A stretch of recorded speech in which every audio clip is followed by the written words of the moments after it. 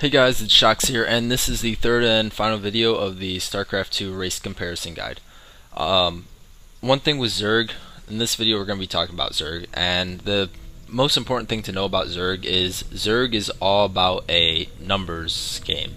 Everything about them is lots of numbers, big armies, with a lot of expendable units, so basically you're in battle and your units get taken out, you just create more units, because unlike Terra and Protoss, they don't have like a complex building system.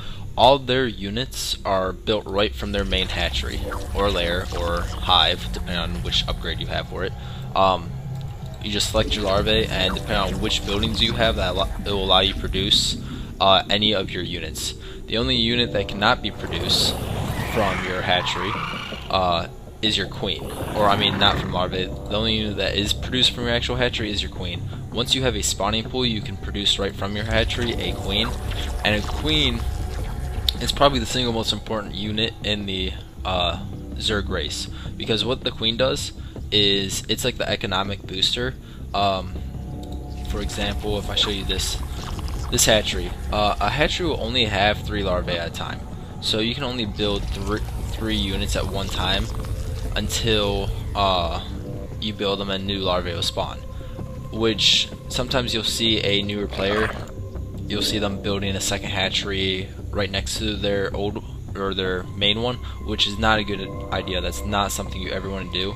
Instead, you just want to take that hatchery and build it at your natural expansion. That way you can start collecting resources from it. Or the big thing, if you're going off one base, this is where your queen is extremely important. Queen has the ability to spawn larvae, which what it will do, it will cast it on the hatchery or hive, and it's a 40-second cast, and it's gonna spawn after you see the timer going down. After 40 seconds, it's gonna spawn 4 additional larvae, and as you can see here, I've already used it, and you can allow it to build up, so I can have like 50 larvae at one time if I don't build any units. But queen is just very, very important to the Zerg economy, because again, Zerg's all about numbers, so you need to have a good, strong economy. That way you can quickly keep producing units. So if you're in battle and you and your opponent basically go out into a draw where you guys both lose your entire army, Zerg can quickly produce their units really fast. It's just how Zerg is. The only one of the things you'll notice with Zerg is how they build. If you guys see this gooey liquid stuff, that's called creep, and it's actually very important. It's with Zerg, you can only build structures on creep, kind of like with Protoss with their pylon cannons. You can't build the structures off creep, but you can build them on. You can also, and other races cannot build on creep also. So that's actually important to know. But the one building that can be built off creep is a hatchery. Hatcheries can be built anywhere, but again, you only want to build hatcheries at expansions. There's no reason to ever build a hatchery just randomly in your base, because I know people, they're like, oh, I need more larvae, so I build another hatchery so I can try and produce more units. But no, that's where your queen comes in. You should always be spamming spawn larvae. As soon as that's finished and the larvae pop out, you should have your queen hotkeyed 4V and just be casting it again. That's just something you guys have to get used to with Zerg, because again, that's very, very important for the economy. The next thing about Zerg is their supply. I shouldn't say supply building, but it's actually a unit where with Terran you have supply depots, and Protoss you have pylons that increases your food count or supply count.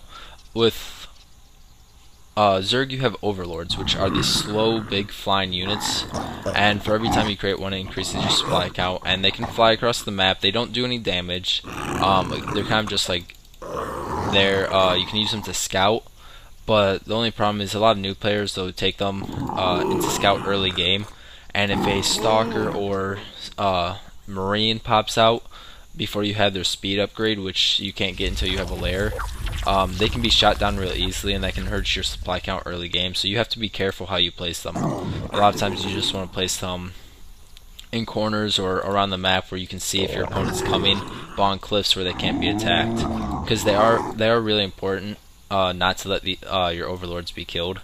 One feature you can use with your overlords that you'll see a lot in later games is they have the ability to generate creep. This will also help create and creep highways, and you can also use this to block off expansions. So if this little overload comes right here and starts spewing creep, he's going to drop creep, and this will not allow your opponent to make say a nexus or command center until he brings something over here and kills this overlord. Staying with creep, the queen also has the ability to, besides spawn larvae, which is again one of the most important abilities you're going to have and need to utilize all the time, they have this ability called spawn creep tumor, and which is what one of these things are. I'll try to show you right here. If you toss down a creep tumor, what it's going to do, it's going to build a creep tumor on the map, and then you can use one creep tumor. You only need one. I have two right here, but I just want to show you guys that the queen is one that tosses it down.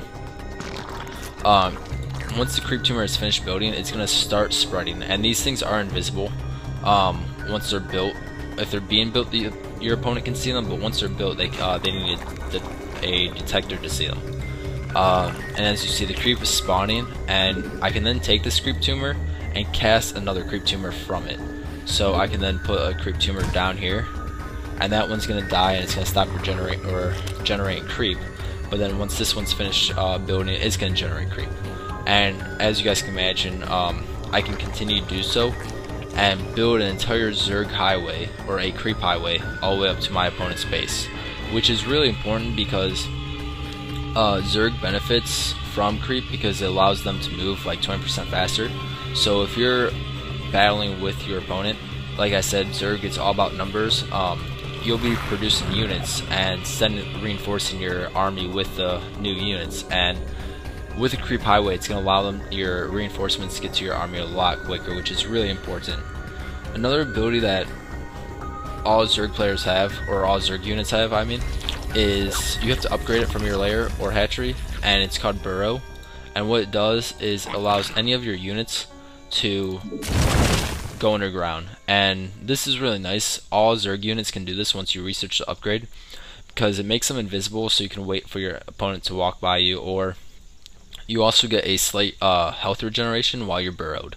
So if you just been in battle and you need to drop and you have a few surviving units, you can burrow and have their health regen while you continue to build up your army. The next thing with field depleted. Some of the negatives about Zerg is, well, this is also a positive, but it can also be a negative for some players. Their build structure is very simple.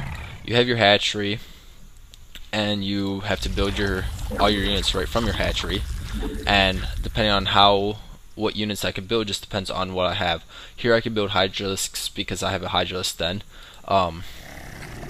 Unlike with Terran or Protoss, you build like that unit's building. You don't create it from that building. You still create it. This just allows the hatchery to build that unit. So with Terran, if I wanted to build a Banshee, I would have to create a starport. But with Zerg, I just create a Hydralisk den, which allows me to build Hydralisks.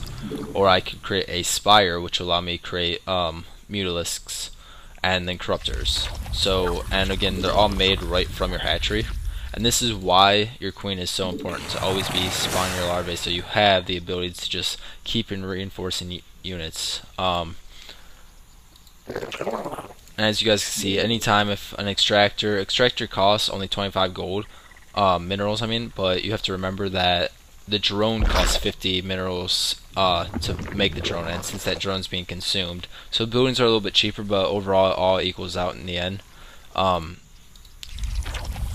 then one of the bad things about Terran players Zerg players for new players is that you're not able to wall your base off, and I know a lot of new players like to wall their base off because they're worried about rushes or their opponent just rushing really early games. So with Terran, they like to do a wall, or Protoss, you can do like a pylon gateway zealot wall, where with Terran or Zerg, you really don't have the option. One thing you can do is Zerg has these things called spine crawlers, and by putting the spine crawlers down, it's kind of like their own stack defense, and you can actually lift them up and plant them elsewhere. if you're worried about a rush, so you can just toss down a spine crawler too. Queen also is good for stopping rushes mid game as backup. You never want to take a queen out and have them fight like in the front. But another thing about Zerg is a lot of players complain about it is they're not really diversified. There's only so many race or unit combinations you can go, unlike with, say, Protoss or mainly Terran, which has a ridiculous amount of unit combinations that you can go. Zerg, you're kind of limited. I'm not sure, like, Blizzard may work on this later, maybe in the upcoming expansions, but right now you can go like Speedlings, Roaches, Speedlings, and Mulisks. Just there's not that many different unit combinations that you see later game. Even though they're very good, some players don't like that you can't diversify as much with Zerg as much as you can with Terran. Which it just really depends your style. Again, Zerg, it's really all numbers game. Try and get a really good economy. That's why you see a lot of Zerg players expand really quickly. They usually go for like anywhere from like a 13 to 15 hatchery, which would just be an extra expansion. Really early to try to get that early economy boost, because with Zerg it's all about having a good economy, having lots of numbers in your units so you can quickly produce more units to reinforce your army while you're in battle. But Zerg, while Zerg, the initial build structure, once you get the basics down, is pretty easy race. For beginners, I find it may be one of the harder of the three races to get at first, but once you have Zerg down, they are pretty simple. They're not too tough, and they are a really powerful race. So again, I would try out all three races, see which one fits your liking or your playstyle, and then stay with it. You can also, again, try all three races and learn the units of the three races, learn what structures build each race. That way, whenever you're scouting, if you see a structure, you can understand, hey, this guy, my opponent has a factory, that means factory with an army, that means he's either going siege tanks or Thors, and then you can continue scouting him. Because if you just pick one race and only know that race, by you scouting your opponent and seeing that your Protoss opponent has a robotics bay, you're not going to know that he's either going for Colossus or Immortals. So even if you are just gonna, once you find the race, you still want to learn the other races. Just play them enough to learn and see what buildings make which units, and then once you've learned that, stick with one race and get really good at that race. You don't want to just be jumping around different races. Try and get good at all three right off the bat, because it's going to be really tough to master and get really good at all three races. The main thing is just sticking to one race, getting really good with that and comfortable with that race, and then improving the game. So I will talk to you guys next time.